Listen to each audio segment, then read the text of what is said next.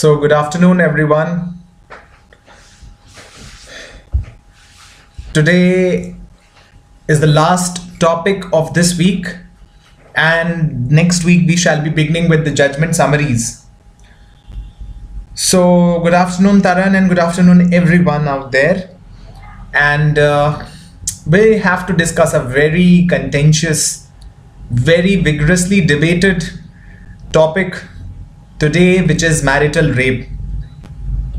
I hope that I am audible and visible to you and you are able to read the PDF doc clearly. So the issue of marital rape is very important.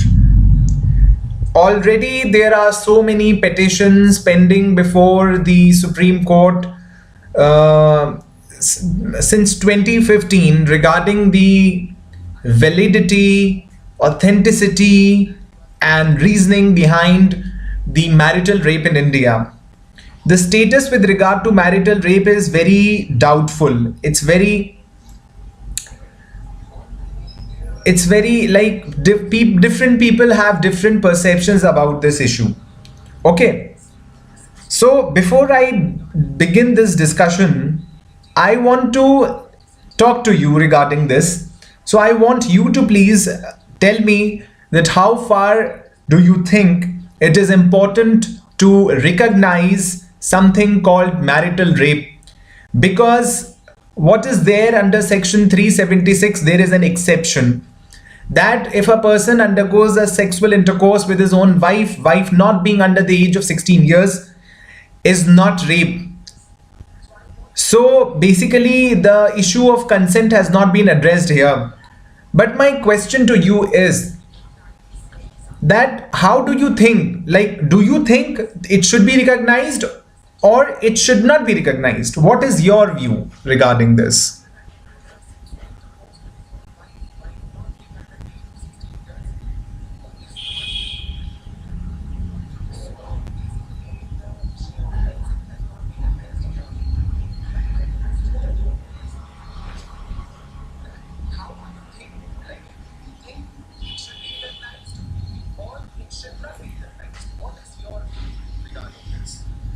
So Amrita Mohanty says it's very important to recognize. Please also tell me that what is the reasoning you are applying behind recognition of this marital rape?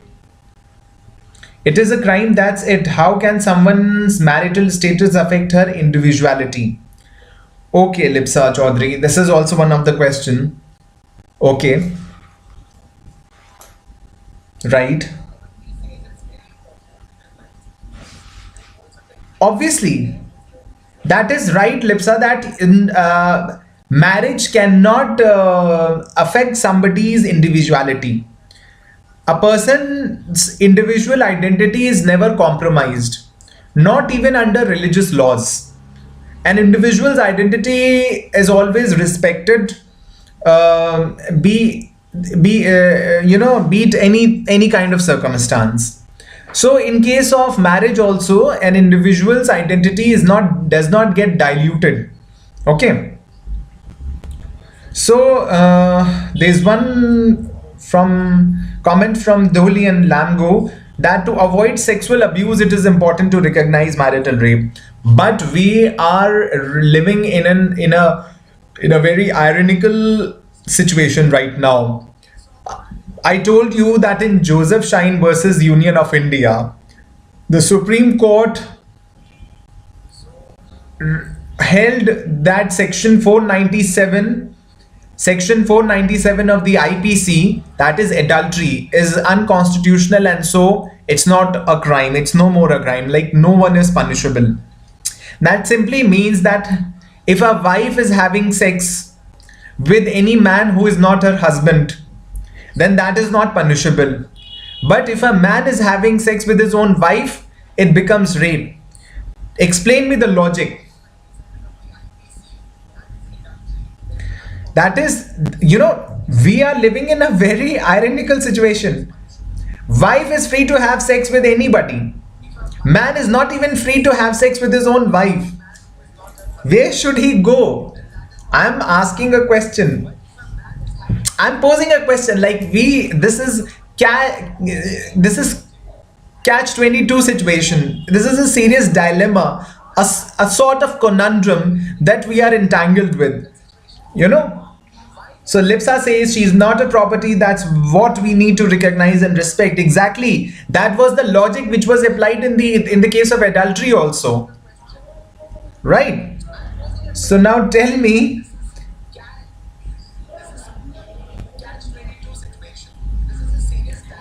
Now Dolian is commenting that imagine if that amounts to rape and that is false allegation. Now we need the protection of men from domestic violence. We need an act to protect men. Obviously, just think before you comment.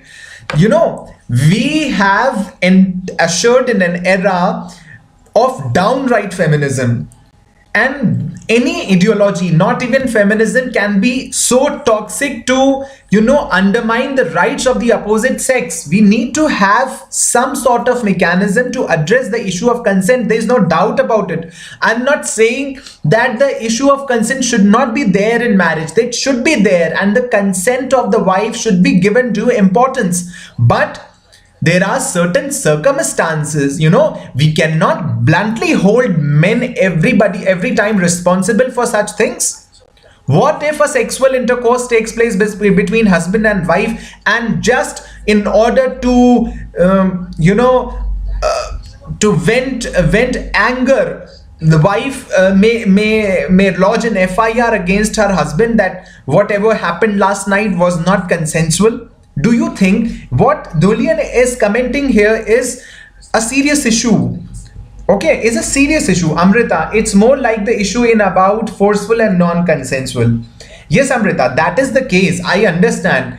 Sometimes it is forceful and non-consensual also. I understand. I'm not running away from that problem. I'm not running away from that problem. But what I am trying to say is that we should not have a blunt and absurd approach towards anything.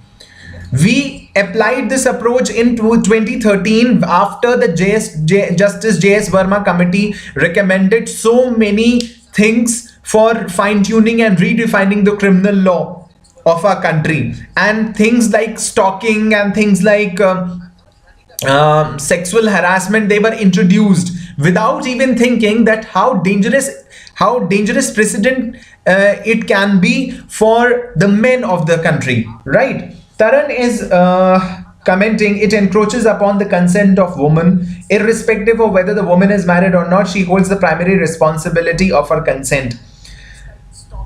It's about the consent. It's hard to establish the true position. I am not saying, you are not understanding my question. Taran is again commenting, marrying a woman doesn't mean that we own her and she'll become slave to our whims and caprices. Amrita is, fake cases will be rectified, but at a delayed moment.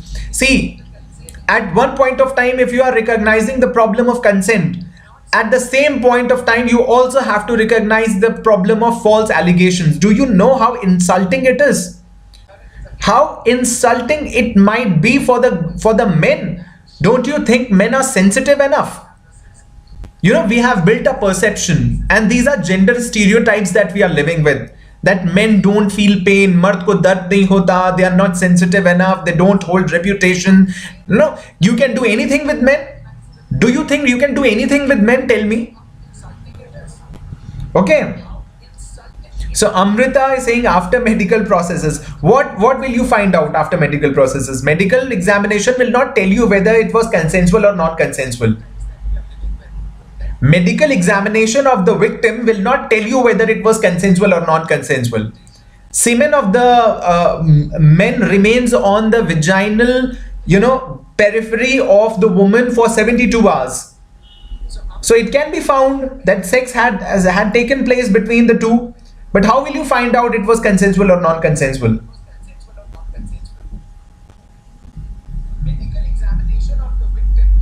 Lipsa Chaudhary is commenting,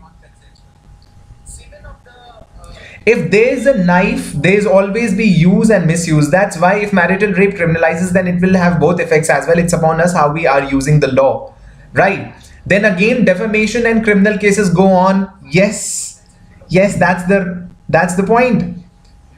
We can call it a double-edged sword. Xenia is commenting. See, we that's what I told you. We are living in a catch-22 situation, a dilemma. It is a conundrum. Our sexual laws today are not a solution, they are like a conundrum. At one point of time we are decriminalizing adultery and we are giving this liberty to wife just because she is not the property of her husband to go and have sex with anyone who is not her husband, and at the same time we are criminalizing men who are having sex with their own wives. This is a conundrum that we are living in. How ironical it is. I understand there is an issue of consent, and if she never wanted to have a sex, she should not have entered into the bond of marriage. I'm saying that if the consent is not there, the husband should not dare to encroach upon her body because she is not her property. But at the same time, the institution of marriage has to be respected. Do you understand? So, why is marital rape not a crime in India, and can the courts make it one? A two-judge bench is listening to petitions from 2015 asking for non-consensual sex in a marriage to be treated as rape.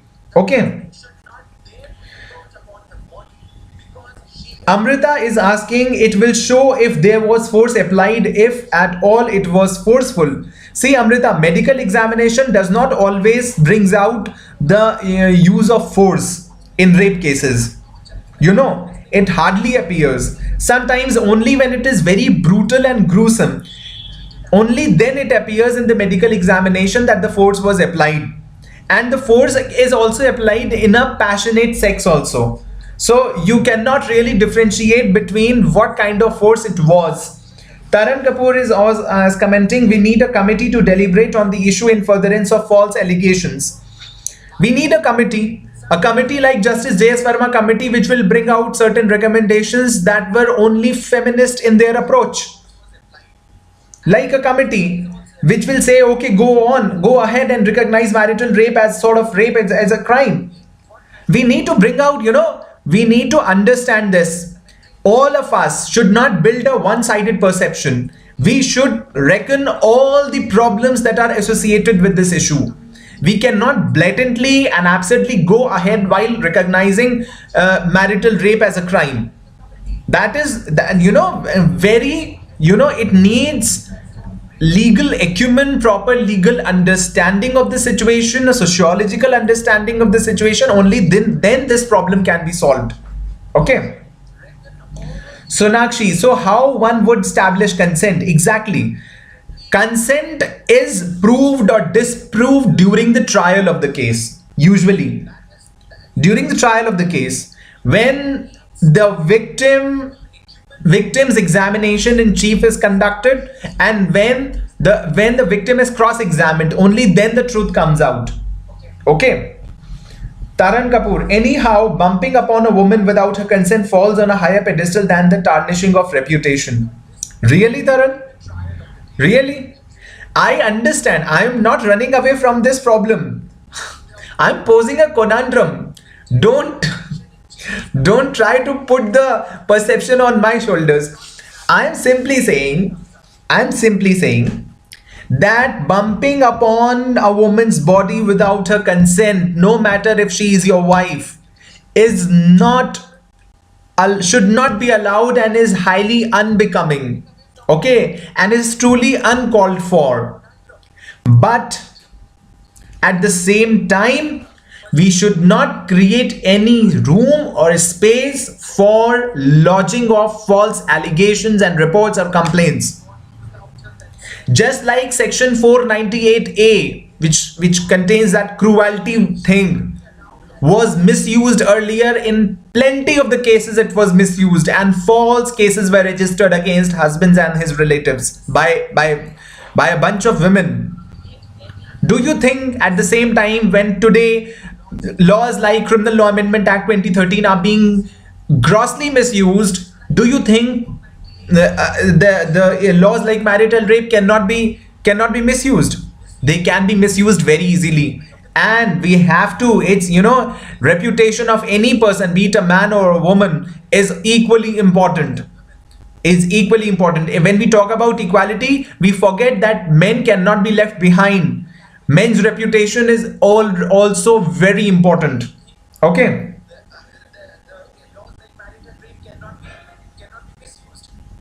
Now Julian is commenting, first, marriage is done with consent. If someone gives consent, that means she or he has given their consent when they get married. So basically, Julian is trying to say that marriage is consent. Marriage is consent.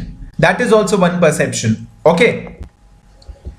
So since January 7, a two-judge bench of the Delhi High Court has been conducting daily hearings of a clutch of petitions asking for the marital rape exception. So Lipsa is posing a question. That means in love marriage, domestic violence is also permitted. Consent tha na marriage ke liye, isn't it? Why? I mean, what is the connection between love marriage and domestic violence? What is that logic, Lipsa? Let's begin with this discussion now. We can discuss it. Okay. Since January 7, a two-judge bench of the Delhi High Court has been conducting daily hearings of a clutch of petitions asking for the marital rape exception under the IPC to be struck down. Okay.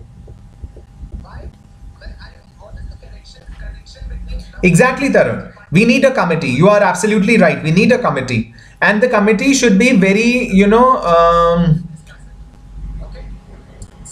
it should be of pluralistic nature. People from different walks of life should be the part of committee. Not only the lawyers or not only the feminist, but also everyone else from different walks of life. India remains one of the few countries in the world that does not treat non-consensual sex within marriage as rape. Okay. Domestic violence, Ankita and Lipsa, please understand, is a crime and is punishable, and it is a serious issue, and that is the most disgusting, vile, vilifying, reprehensible thing that a man can do. If a man is resorting to domestic violence, he is not a man. Okay, he's not a man. But there is a huge difference between domestic violence and the issue that we are discussing right here. Don't mix the two different issues. Okay. Okay.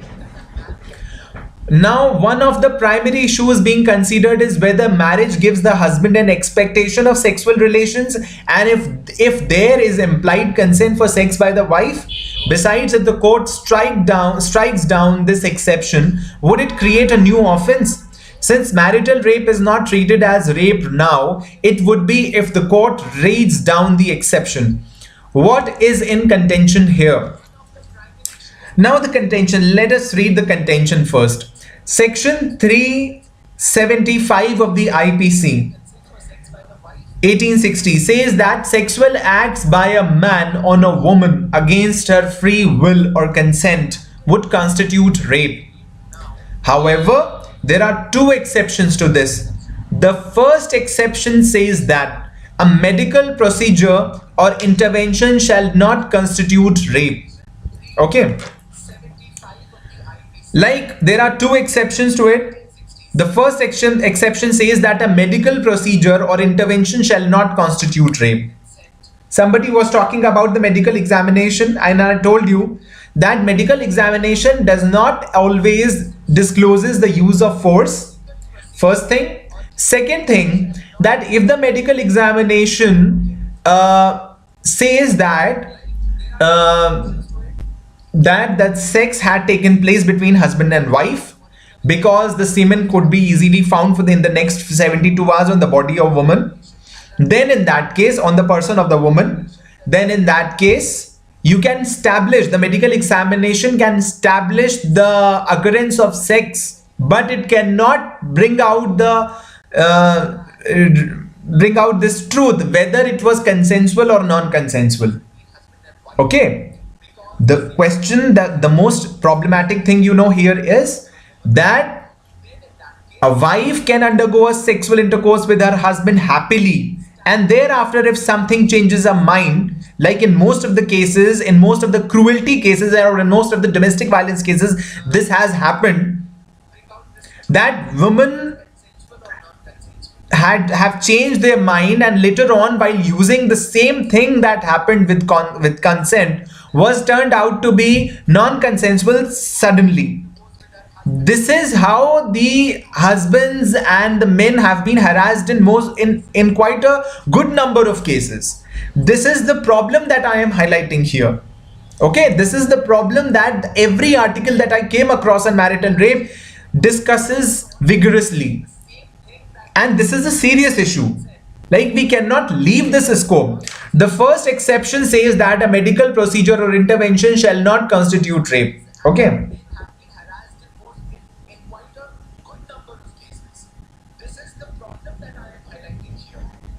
Taran is rightly commenting that the committee should not take the help of the parameters and standards of other countries. Like, we have our own standards. Here, marriage is considered as a sacrament, as a sacrosanct institution, and it should be respected at all cost.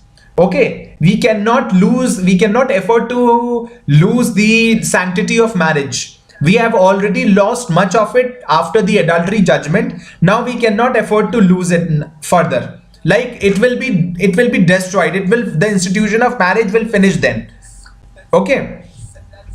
So as for the second exception, sexual intercourse or sexual acts by a man with his own wife, when the wife is above 18 years of age, would not constitute rape. It is this provision that is being constitutionally tested.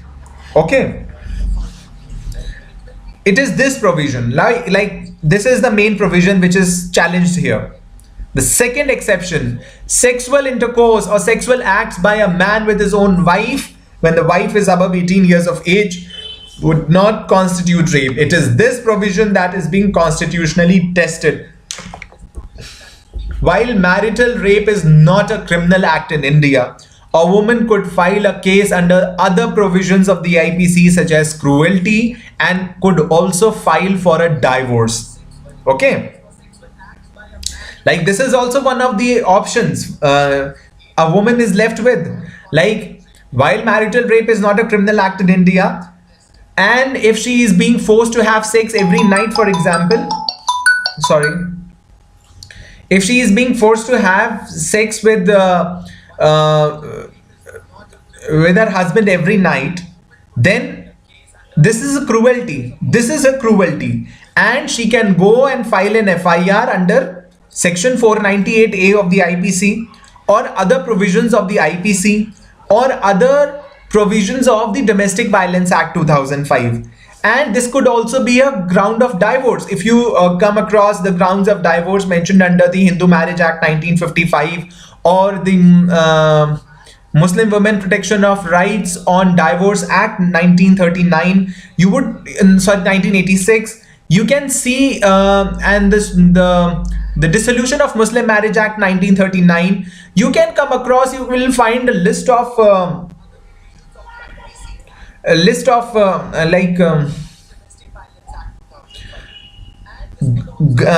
the grounds for divorce, for seeking divorces. So this can also be one of the grounds. Ankita is asking, it means section 375 applicable on minor girl only. How? I mean, how? This is just an exception, Ankita. You are skipping the whole text of the section. Read section 375 first. The petitioners want the exception to be struck down in totality on the grounds that this exception violates the fundamental rights of married women. So what the petitioners are basically contending? They're contending that this exception should be struck down in toto on the grounds that this exception violates the fundamental rights of the married women. Now, why is there an exception for marital rape in Indian law? Now you have to understand what is the Indian situation. Let's not dwell upon what the other countries hold, because they usually don't have values, the values that we possess since our ancient times. We believing in Hindu mythology and believing in the text of the Veds and Upanishads, and after the coming of Muslims to this land, we also believe in the text of the Holy Quran. And we have built up a society which is full of morality and decency, and we cannot afford to have those Western values in our nation. Do you agree this? So let there be an exception for marital rape in Indian law, but why? That is being discussed here under this sub caption. Okay.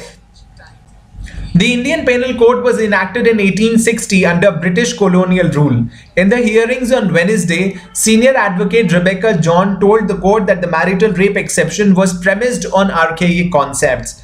Like, lawyers in favor for establishing marital rape as an offense are coming in numbers to, make sure that this is recognized by the court.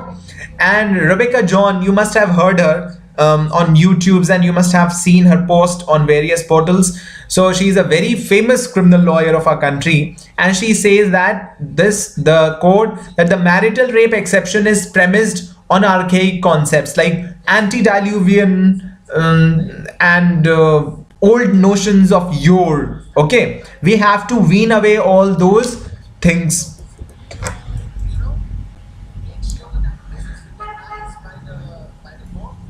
Amrita is asking, but what about the questions like how can we let go of such an exception just because there are other provisions in various other acts?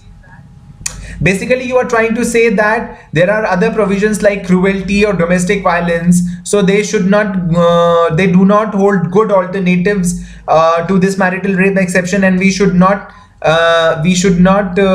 continue with this exception, right? That's what you are trying to say, Amrita. That is one perception I'm saying. Yeah, that is your perception, that cruelty or domestic violence issues won't suffice. Like, husband has to be punished for rape. Okay. Can the exception be read down?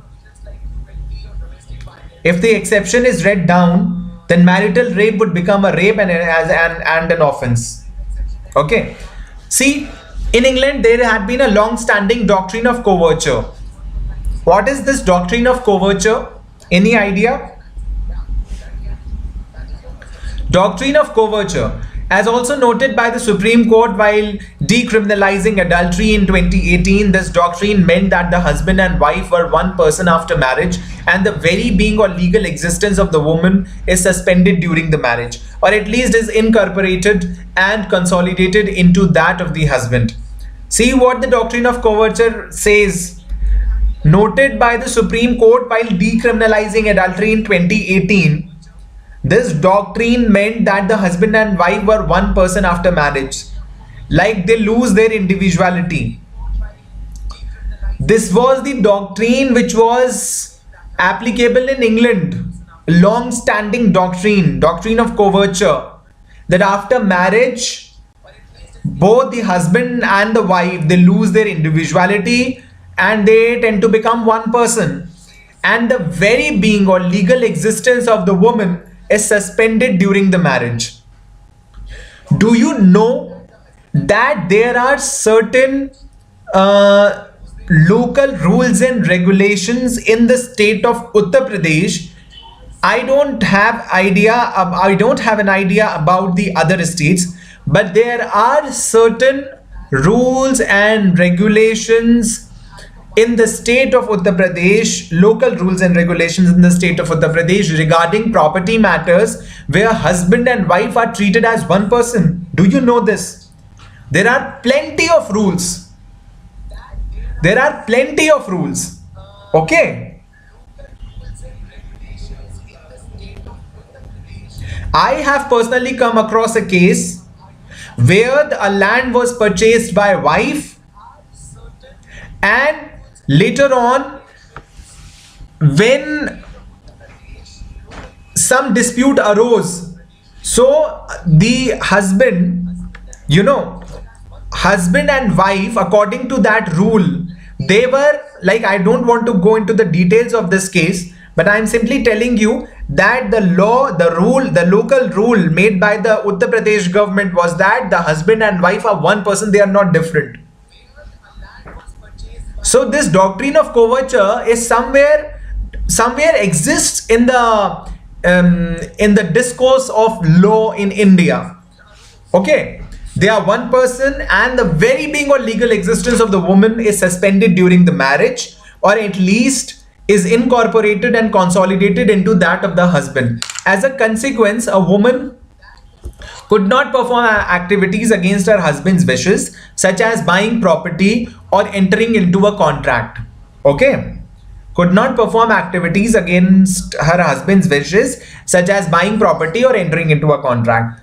So basically, this doctrine of coverture goes far enough to even make wife the property of her husband, and she cannot do anything against her husband's wishes, and she cannot even buy property or enter into a contract. In addition, as noted in a case in England from 1707, in return for support and protection, the wife owed her husband a consortium of legal obligations which included sexual intercourse. So there was a case in England in 1707, and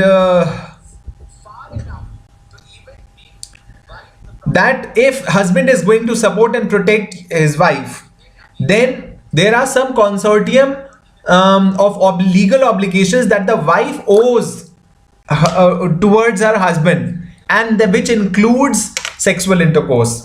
Okay.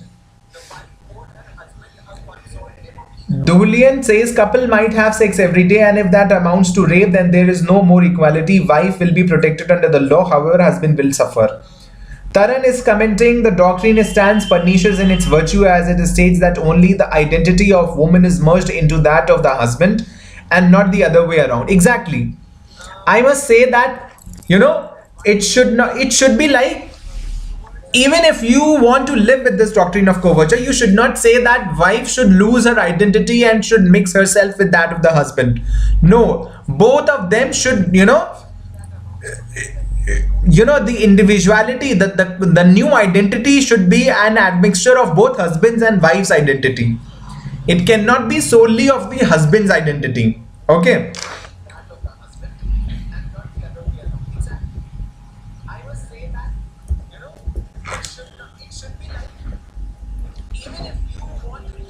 One of the first instances of the exception of marital rape appears in what is known as the Hale's Doctrine.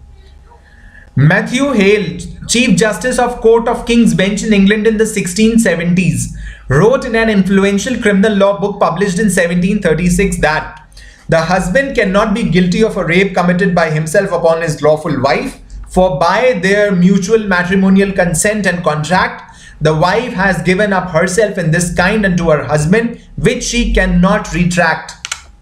Okay. See, this is the book written by Matthew Hale, who was the Chief Justice of the Court of King's Bench in England in the 1670s. And that is why this doctrine is known as Hale's Doctrine. He wrote an influential criminal law book which was published in 1736 that husband cannot be guilty of committing rape by himself upon his lawful wife, for by their mutual matrimonial consent and contract, because there is a mutual matrimonial bond they have entered into, and this is a contract. The wife has given up herself in this kind unto her husband, which she cannot retract. Once she has entered into this bond, this cannot be retracted. Okay, Ankita, that's what I am telling. What is Hale's Doctrine? That's what we are discussing. This is known as Hale's Doctrine because this was given by Matthew Hale. He was the Chief Justice of the Court of King's Bench in England in the 1670s. Okay, he wrote in an influential criminal law book which was published in 1736 that husband cannot be guilty of committing rape upon his lawful wife because they both have entered into mutual matrimonial bond and consent and contract, and the wife has given her consent or given up herself in this kind unto her husband, which she cannot retract. Okay. When the Indian Penal Code was being drafted in British India, It was due to notions such as these that marital rape found an exception in the definition of rape. What are the petitioners and the respondents' position? Now let us peruse the contentions of the petitioners and the respondents. The petitioners' argument is that the exception to marital rape should be struck down because it is unconstitutional. Okay.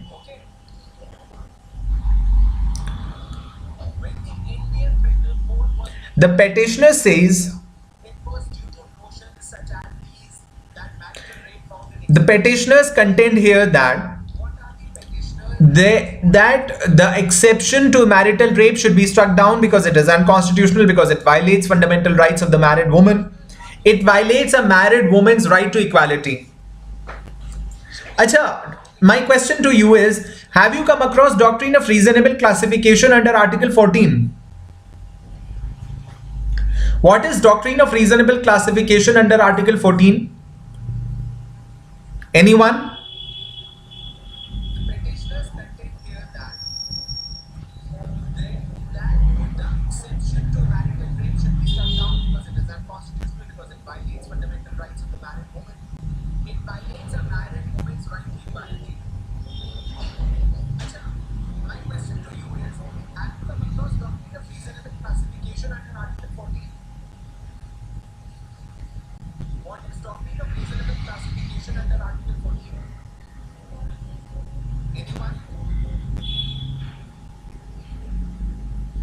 Reasonable discrimination is permitted. Ankita, you are saying reasonable discrimination is permitted? Okay. You're quite near to the answer.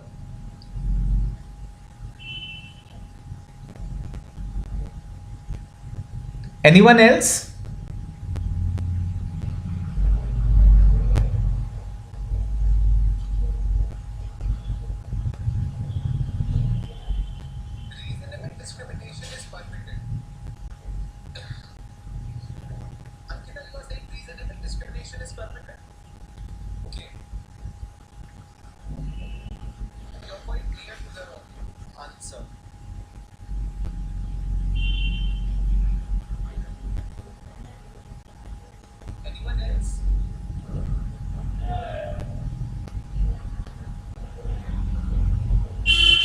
Prableen says, yes, sir, the discrimination done on the reasonable grounds for a certain purpose to be achieved.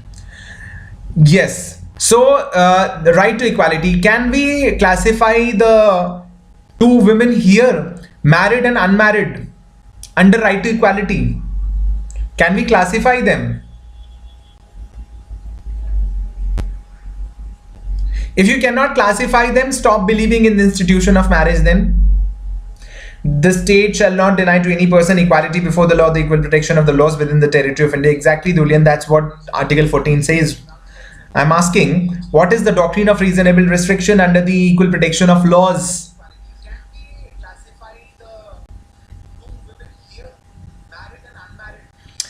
Do you think this is the reasonable classification based on intelligible differentia?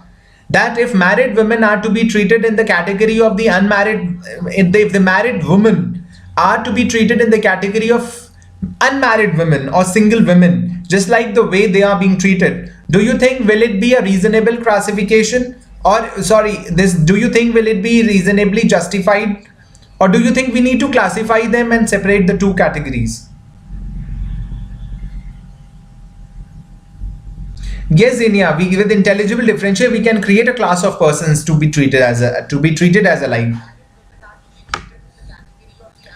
Racial and rational nexus. Mehul, it protects against any discrimination on grounds of religion, caste, race, gender, place of birth. There are two features under Article 14, equality before the law and equal protection of the law. Taran is asking, the classification must be done on an intelligible differentia. Equals have to be treated equally and unequals ought not to be treated equally.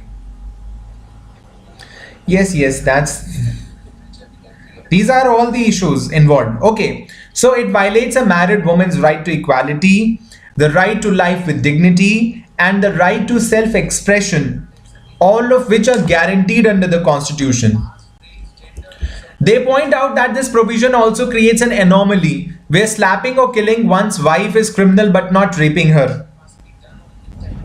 Like the petitioners contend here that if you slap your wife, it is punishable. Isn't it? It is punishable under cruelty and domestic violence. Right? It is punishable. But if you are raping her, it's not punishable. They also argue that concerns of misuse in case the exception is struck down are misplaced, since only a minuscule percentage of the reported rapes turn out to be false.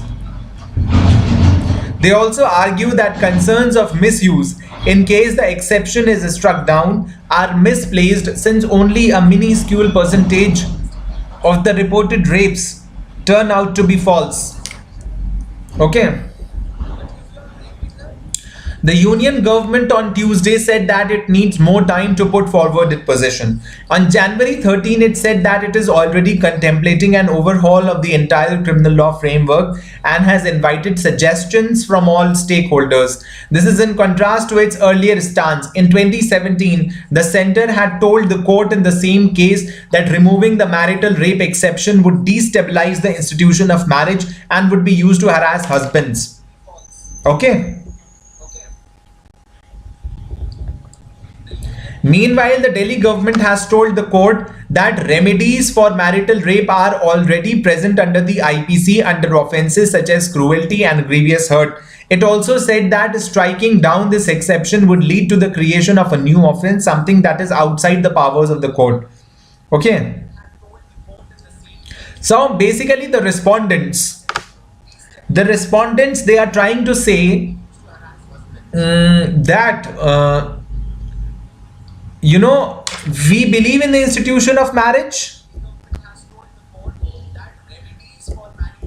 Okay, we believe in the institution of marriage, and this is going to create false precedents. Okay,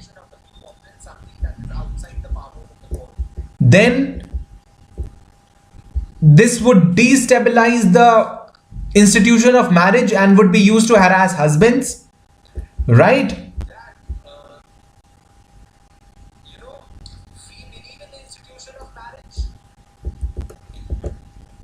And it also said that striking down this exception would lead to the creation of a new offense, something that is outside the powers of the court. Let's not go into that area, whether it falls within the power of the court or not, because many times this has happened that the courts have held parts of laws and exceptions as unconstitutional. So there's no harm in doing that. Two amicus curiae, advisors to the court. Who is an amicus curiae? Friend of the court. Now there are two amicus curiae appointed in the case, and they have also told the court that the exception should be struck down. However, some men's rights groups have opposed striking down the marital rape exception. Okay. Separate categories. Okay. Julian is coming in section 376B IPC is beautiful. What is so beautiful about section 376B? Okay, now, does criminalizing marital rape create a new offense? A fundamental question that the court has asked is whether striking down the exception of marital rape would create a new offense, since husbands who have non-consensual sex with their wives could be convicted of rape. Okay.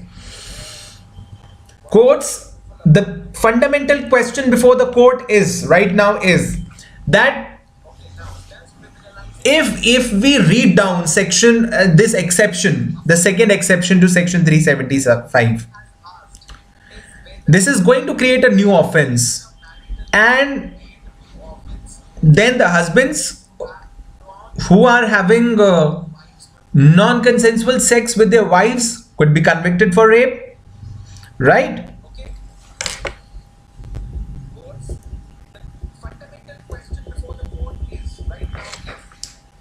The petitioners argue that striking down The petitioners argue that striking down the marital rape exception does not create a new offense. The offense of rape already exists in section 375. What removing the exception would do is just remove the protection married men receive from being prosecuted for rape. So what petitioners are trying to argue?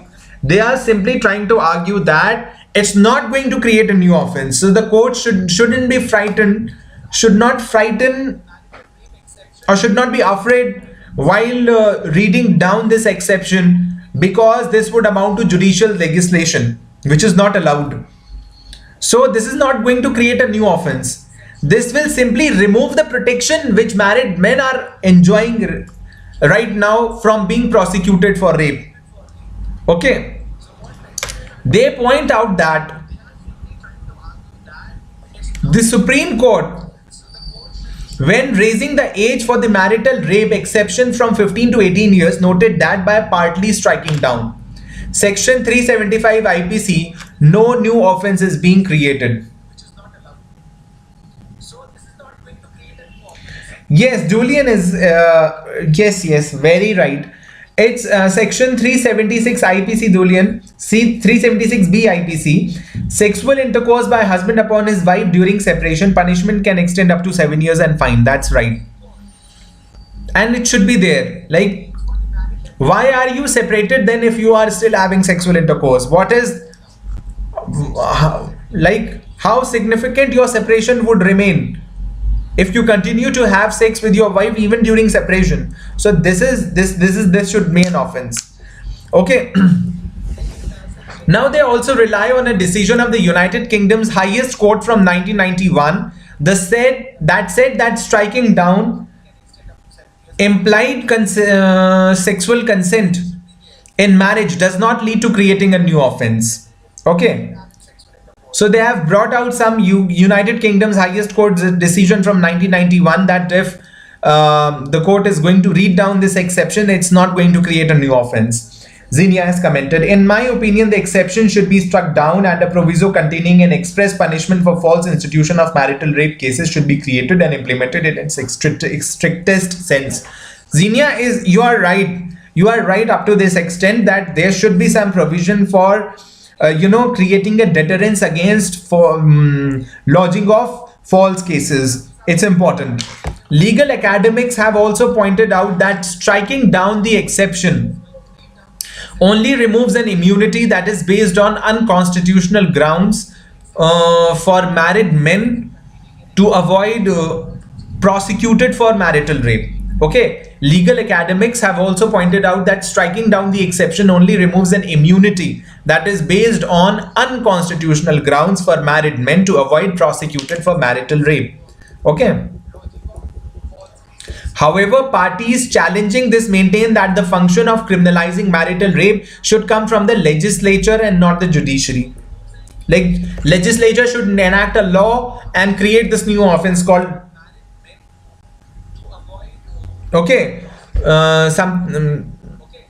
something called marital rape. Okay.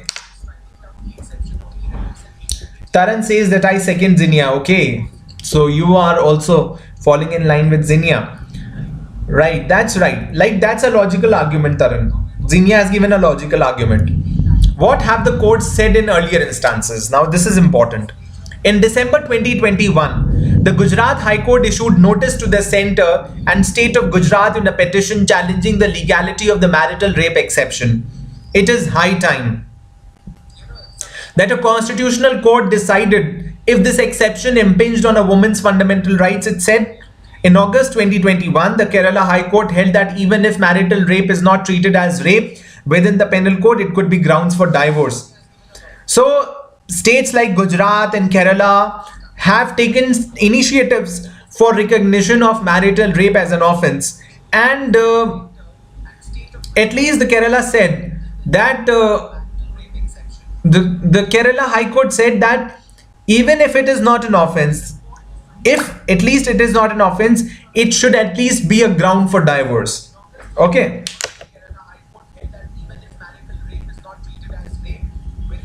Then in 2017, the Supreme Court held that the marital rape exception, insofar it applies to married girls between the ages of 15 and 18, would be unconstitutional. One of the judges specifically noted that he has purposely not considered whether the right to privacy is violated by the marital rape exception. This would involve dealing with the wider issue of marital rape for women over 18 years of age as well, he said, which was not the issue that was being decided on. Okay, so one of the judges brought from somewhere the issue of privacy into this marital rape exception thing, and this would involve dealing with the wider issue of marital rape for women over 18 years of age as well. Because if you can hold this as an offense for girls, married girls between the ages of 15 and 18, and I don't understand one thing, that a girl, how did the girl got married at the age of 15? I don't understand personally. When we have a legal age for marriage, that is 18 years, for now it was recently raised to 21 for girls also. So how can we have married girls at the age of 15 and 18? And when enticing a girl under 16 years of age, where the consent of the girl is immaterial, can be kidnapping from lawful guardianship, then why can't, we have lot of dilemmas. If you are enticing or taking away, what happened in R versus Prince? A boy enticed a girl who came out to be under 16 years of age, and the girl gave her consent. She was with him. She fled away. She fled away with the boy out of her own free consent. But her consent was immaterial, because according to the law, the consent of the girl under 16 years of age is immaterial. If somebody has enticed her, this would amount to kidnapping. At the same time, we are saying that the married girls between the ages of 15 and 18, like what? The legal age for marriage was 18, now it was raised to 21. Now we have some provisions for married girls between the ages of 15 and 18. What's going on? Like, there are so many confusions. It's like conundrum. I said it's a conundrum. It does not brings out solutions and answers to what is punishable and what is not. It creates a conundrum. Okay. One of the judges specifically noted that he has purposely not considered whether the right to privacy is violated by the marital rape exception. This would involve dealing with the wider issue of marital rape for women over 18 years of age as well, he said, which was not the issue that was being decided on. The Supreme Court in recent years has recognized the importance of privacy and bodily autonomy of married women in sexual relations. For instance, in the Right to Privacy judgment of 2017, the court affirmed the view that refusing to participate in sexual activity is a part of the right to personal liberty under Article 21 of the Constitution. Further, in 2018, while decriminalizing adultery, the court held that even marital relations are not exempted from constitutional scrutiny. There has been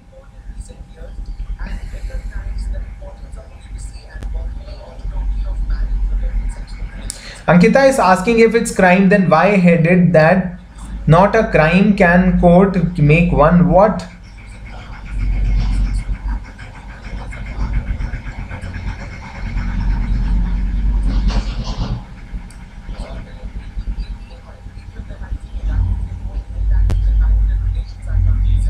Ankita, what are you asking? Taran is commenting, also the issue being constitutional in nature should be dealt by a full bench or a constitutional bench. Deliberation of the issue by a division bench vitiates its very essence.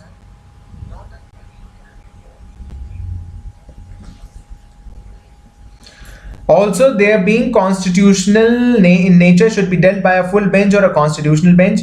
Deliberation of the issue by a division bench vitiates its very essence. Yes, that's right. That's right. There should be a constitutional bench, right? Ankita says that why do you record your voice in between the lecture? Where? I seriously don't understand your questions, Ankita. What are you trying to ask? Please tell me.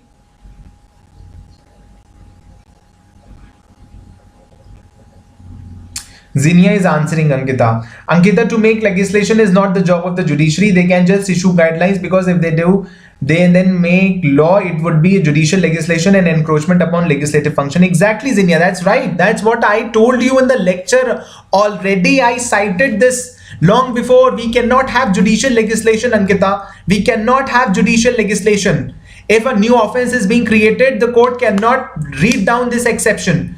If you want to be recognized, like if it creates an offense, then the legislature should enact a law or amend the existing law to create this new offense called marital rape, just the way it did in 2013. That's it. Okay. Now there has been a push from other spheres as well as to strike down the marital rape exception. In 2013, the J.S. Verma Committee, which recommended a slew of legal changes to crimes of sexual assault against women, said that the exception to marital rape should be removed. However, this suggestion has not been acted upon by Parliament.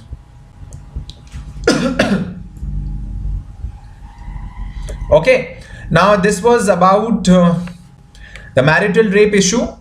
You can ask me anything you want. Already we have discussed a lot today. The comment section, the live chat is full of perceptions and opinions today. So already we have discussed so much about it. And I agree with Zinia and Tarun. What they say is right. And one thing more. See, the circumstances under which the woman should deny to have or can deny to have sexual intercourse with her husband should be listed out expressly. Like the way we have a long list of grounds for divorce under various laws, we can also have a long list of circumstances under which the wife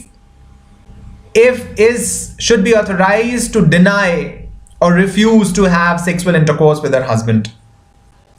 And if the husband even then after such refusal continues to bump or encroach upon her body, this may amount to marital rape. Okay. Zinia is saying you can refer to Vishaka case. The Vishaka judgment contains a long list of guidelines, and most of them were already incorporated into the suggestions and recommendations of Justice J.S. Verma Committee, and which were later and indirectly incorporated into the 2013 Criminal Law Amendment Act. Basically, we are discussing an issue which is very complex in nature, the issue of marital rape. Okay. Anything else you want to ask?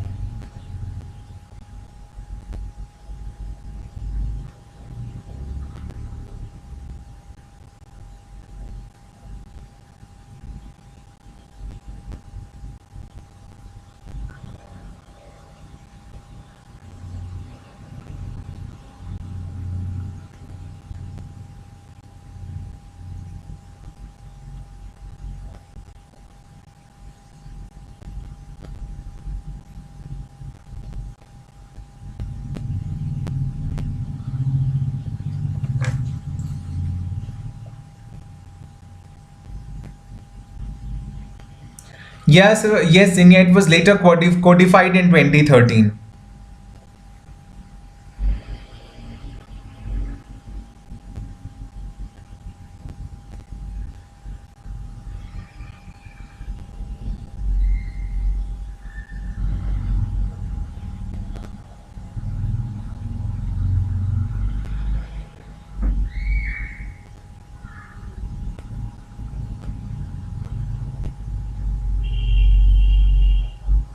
Any question?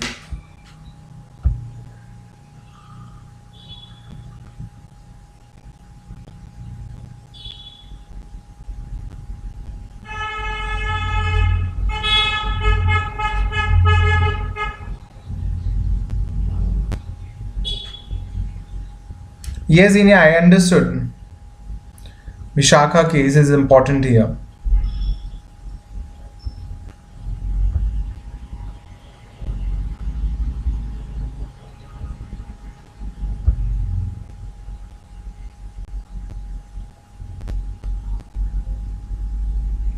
Yes, exactly. They were later codified in 2013.